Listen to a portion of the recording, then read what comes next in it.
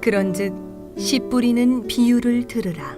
아무나 천국 말씀을 듣고 깨닫지 못할 때는 악한 자가 와서 그 마음에 뿌려진 것을 빼앗나니 이는 곧 길가에 뿌려진 자요 돌밭에 뿌려졌다는 것은 말씀을 듣고 즉시 기쁨으로 받되 그 속에 뿌리가 없어 잠시 견디다가 말씀으로 말미암아 환난이나 박해가 일어날 때에는 곧 넘어지는 자요.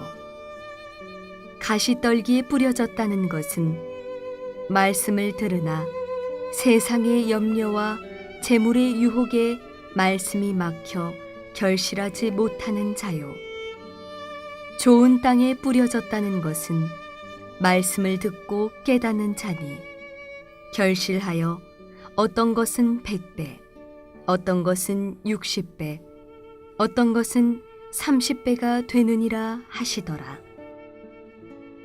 예수께서 그들 앞에 또 비유를 들어 이르시되 천국은 좋은 씨를 제 밭에 뿌린 사람과 같으니 사람들이 잘 때에 그 원수가 와서 곡식 가운데 가라지를 덧뿌리고 갔더니 싹이 나고 결실할 때에 가라지도 보이거늘 집주인의 종들이 와서 말하되 주여 밭에 좋은 씨를 뿌리지 아니하였나이까.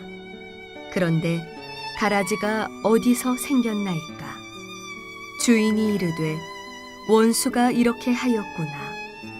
종들이 말하되 그러면 우리가 가서 이것을 뽑기를 원하시나이까. 주인이 이르되 가만두라. 가라지를 뽑다가 곡식까지 뽑을까 염려하노라. 둘 다 추수 때까지 함께 자라게 두라. 추수 때에 내가 추수꾼들에게 말하기를 가라지는 먼저 거두어 불사르게 단으로 묶고 곡식은 모아 내 곡간에 넣으라 하리라.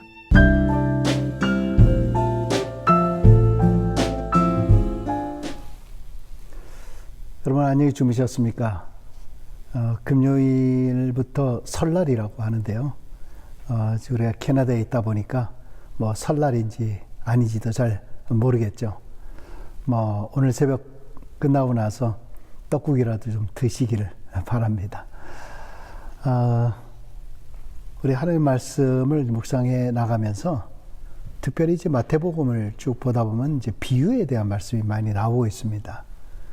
근데 이 비유는 예수님께서 천국이라고 하는 그런 비밀을 풀어주기 위해서 또 우리 신앙인의 삶에 대한 그런 말씀을 비유적으로 우리들에게 풀어주고 있는 거죠.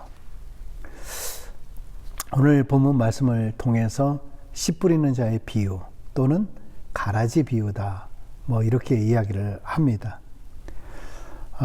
우리가 신앙생활을 하다 보면은 우리가 좋은 씨를 맺고 신앙생활을 잘 하고 그렇게 해야 되는데 참 가라지라고 하는 것이 자꾸 우리 신앙생활을 회방하게 되는 일들이 참 많이 발생을 하게 됩니다.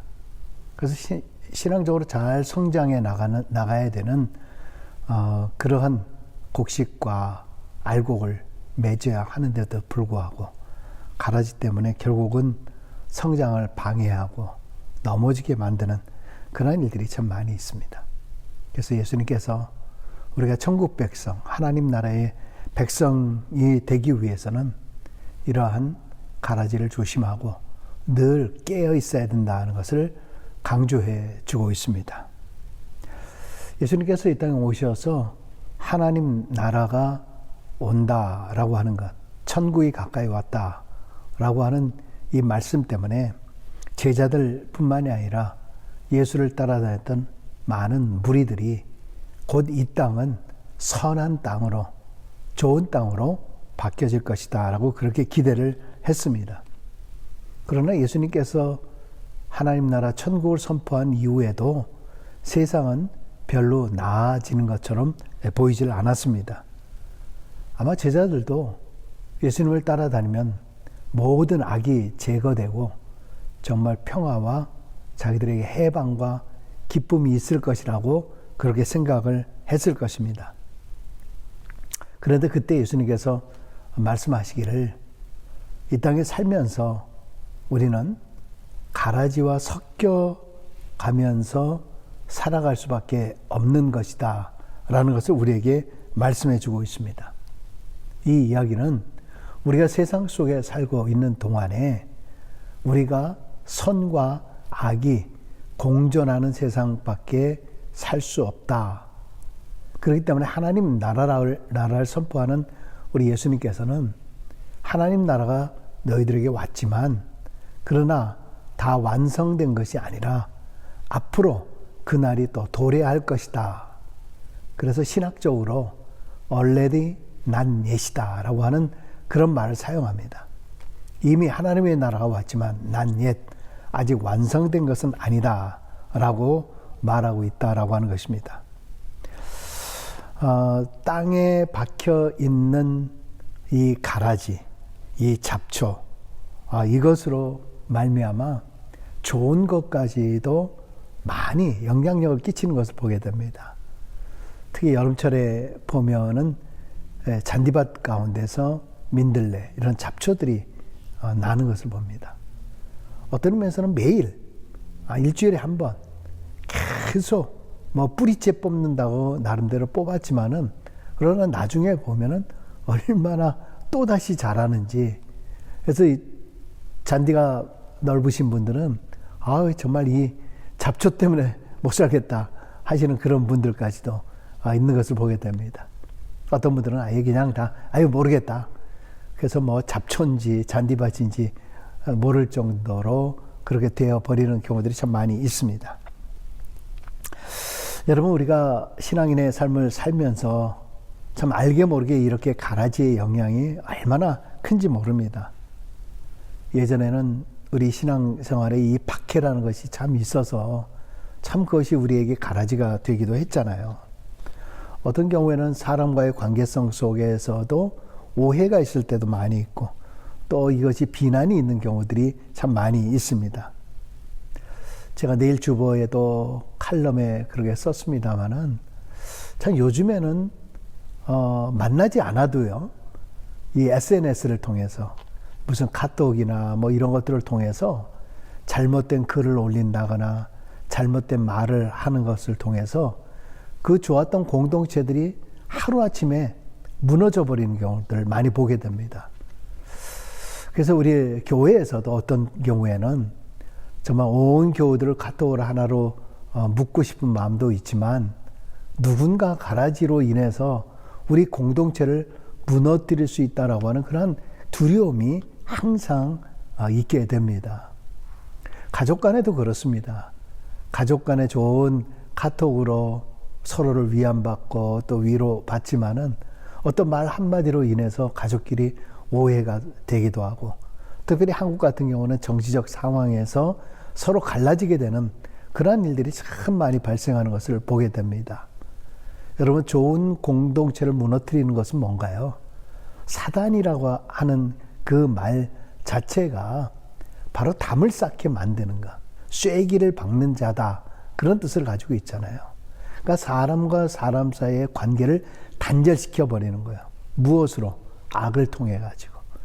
여러분, 그렇기 때문에 우리 공동체에도 늘 가라지로 인해서 갈라지지 아니하도록, 무너지지 않도록 우리는 항상 깨어 경계하고 있어야 한다라고 하는 것입니다. 우리의 믿음이 흔들리지 않도록 우리가 늘 깨어있는 신앙인의 자세는 무엇보다도 중요하다는 것을 우리 예수님께서 가라지 비유를 통해서 말씀해 주고 있는 것입니다. 저는 농사를 잘 해본 적이 별로 없습니다. 그래서 지금도 농사를 어떻게 해야 되는지 모르고, 여기 많은 분들이 텃밭을 가꾼다 하는 이야기를 들었는데, 아무래도 좀 그런 것도 좀 배워야 될 거 아닙니까? 이 가라지와 알곡이라고 하는 것, 이것을 구별하기가 그렇게 쉽지는 않다 그래요. 처음에 자라날 때. 그리고 이 가라지라고 하는 것이 오히려 알곡보다도 더 뿌리를 깊이 그렇게 내리고 또 곡식 알곡과 알곡 사이 그 뿌리를 깊이 감싸고 있기 때문에 이 가라지를 뽑다가 알곡들, 이 좋은 곡식들마저도 다 뽑아버리게 되는 이 일이 발생할 수 있다고 합니다. 그렇기 때문에 예수님께서도 그 가라지를 그냥 두어라 이렇게 얘기했잖아요. 그리고 추수 때에 이르러서 바로 알곡과 가라지를 같이 뽑아내고 그때 가라지들은 모아서 불에 태우라 이렇게 말씀을 했습니다. 가라지를 그대로 두어라 라고 하는 이 이야기는 결과적인 심판을 이야기하지만 동시에 뭡니까? 우리 알곡을 보호하자라고 하는 겁니다. 가라지 뽑다가 결국은 알곡까지 뽑아지는 그런 아픔을 경험하지 않기를 바라는 거죠. 하나님께서도요, 그렇게 생각한다면은 이 땅에 왜 악이 있는가? 여러분, 이 악이 있다라는 것 때문에 어떤 때는 하나님 왜 악을 이대로 그렇게 내버려 두십니까? 우리가 그렇게 항변할 때도 참 많이 있지 않습니까? 그러나 오히려 이런 악, 가라지라고 하는 것이 때로는 우리를 더 강하게 성장시켜준다라고 하는 것입니다. 우리가 아픈 만큼 성숙한다라고 하는 그런 말이 있잖아요. 이상하게 신앙생활 도요, 태평해지고 편안해지면은 나도 모르게 게을러지게 되어 있습니다. 어떤 분들이 그러더라고요. 이번 팬데믹이 돼서 어떤 분들은 더 신앙적으로 정말 주일날 한 번 교회 나왔던 사람이 뭐 새벽 기도도 들어가기도 하고 그 다음에 뭐 수요 예배 무슨 말씀 공부 이런 데에 다 참여하면서 자기가 신앙적으로 더 성숙하게 되었다 이렇게 말씀하시는 분들이 있는 것 얼마나 좀 감사한지 모릅니다. 저희도 성경 공부 때나 이런 때 보면은 정말 필수적으로 들어오시는 분들이 다 계십니다. 근데 또 반대로 어떤 분들은 이렇게 되다 보니까 그래도 주일엔 교회에 가겠다라고 그냥 서둘러서라도 그리고 교회에 왔었는데 이제는 뭐 그런 시간에 제약이 없다 보니까 뭐 내가 꼭 그 시간에 꼭 예배 드려야 되는 건 아니지 않느냐. 그래서 뭐 천천히 뭐 새벽 기도도 마찬가지야. 꼭 그 시간에 일어나야 되는 것은 아니지 않느냐. 내가 말씀 들으면 되는 거지. 수요 예배도 마찬가지입니다. 나 일 다 끝나고 나서 그 다음에 뭐 천천히 들으면 되지. 근데 어느 날부터는 우리가 예배 드릴 때 정장도 하고 자세도 자리 잡고 시간도 맞춰서 딱 앉아서 예배를 드리다가 조금 지나기 시작하면서 그냥 그 시간대에 그냥 서둘러서 그렇게 예배에 참여하게 되는 경우가 참 많이 있다.